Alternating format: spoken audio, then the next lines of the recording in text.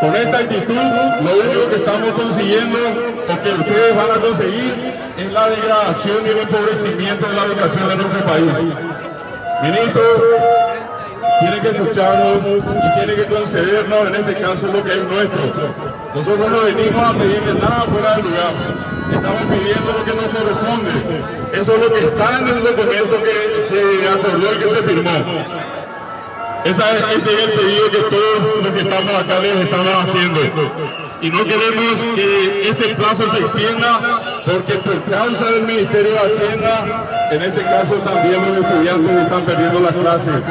Queremos que los estudiantes, queremos que la comunidad educativa, que los padres y las madres sepan que si hoy estamos en la calle no es porque nosotros queremos, es porque el propio Ministerio de Hacienda nos está obligando a tener que salir aquí a la calle a mendigar lo que en derecho nos corresponde.